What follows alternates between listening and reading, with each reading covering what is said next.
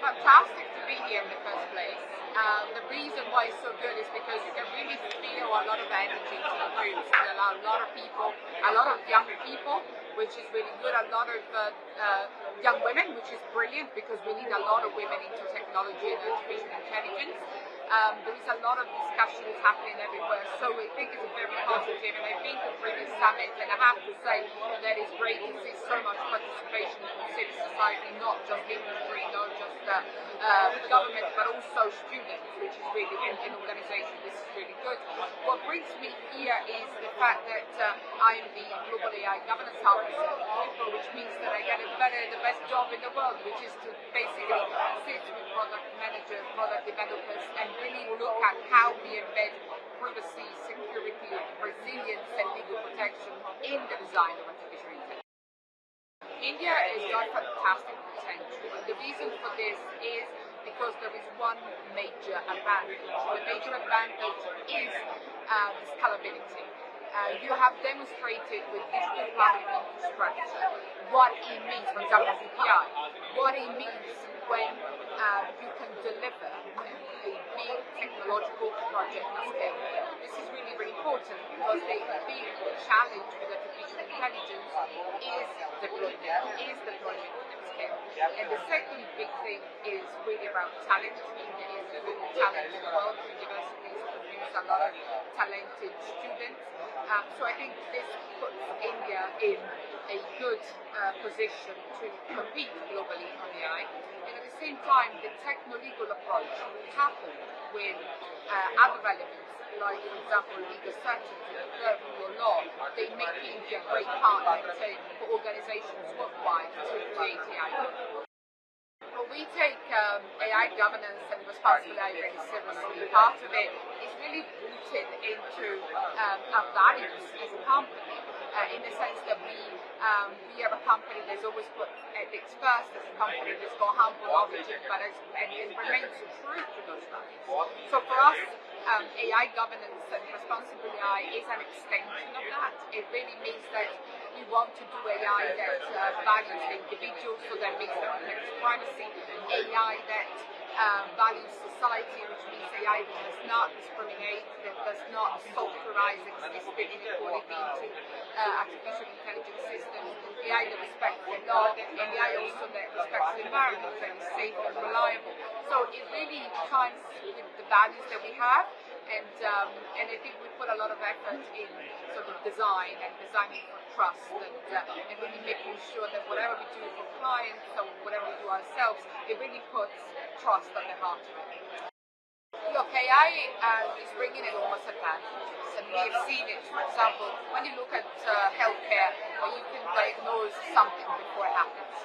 And this is great news for a lot of people. Look at, for example, artificial intelligence in education that can support children with disabilities, helping them to navigate and to learn. But at the same time, over the last few years, we've also seen the risks, and people have seen these risks. So we've seen, for example, artificial intelligence used to create synthetic images and disinformation. We've seen artificial intelligence used to divide people and create echo chambers online.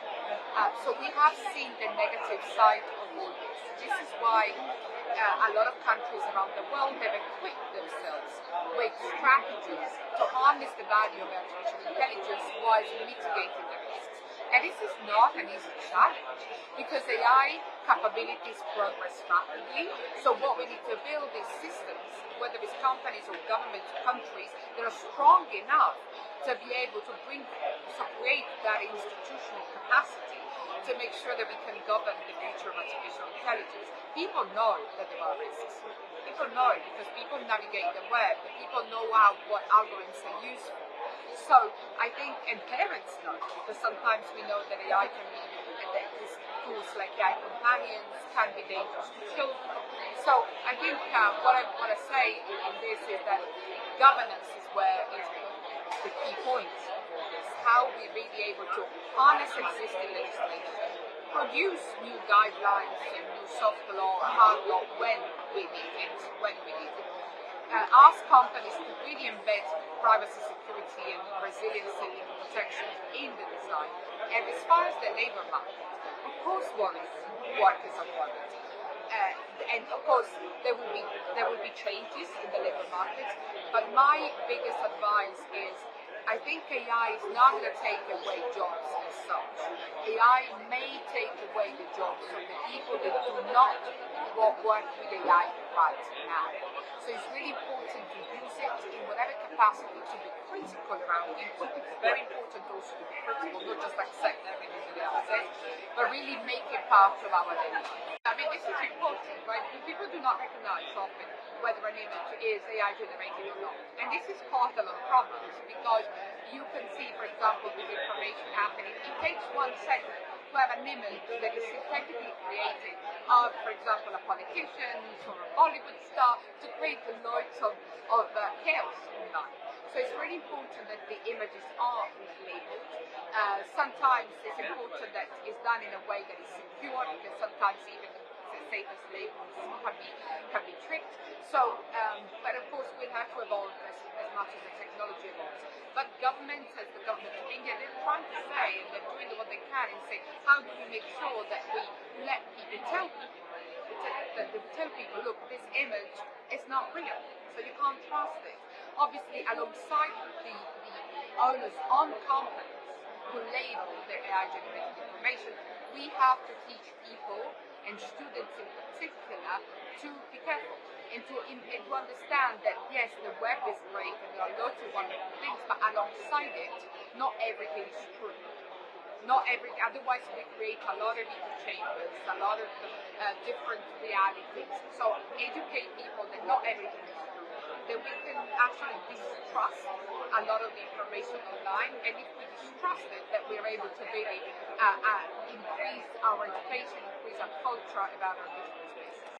I honestly don't think it's going to be so dramatic, and the reason for this is that, of course, there are shifts, but that's normal. I mean, that's the world, the way it evolves. But I think the client centricity will always remain paramount. And what excites me is to really work with organizations and clients to really use these tools day in, day out, and to do it in a responsible way. What scares me the most is the impact on rule of law. The idea that we may forget to an extent that AI operates in a legal ecosystem, that legislation applies to AI, that we need to respect privacy, that we need to respect social protection, consumer legislation, liability. So it's really important to uphold the rule of law and all this. And I think when we will be able to bring values of improvement and inclusion and betterness society alongside with technology, once we can bring these two together, that's where we could really develop for the best as a society. So the thing is how we get more and more people involved in this journey to make it happen. So for us, AI is everywhere.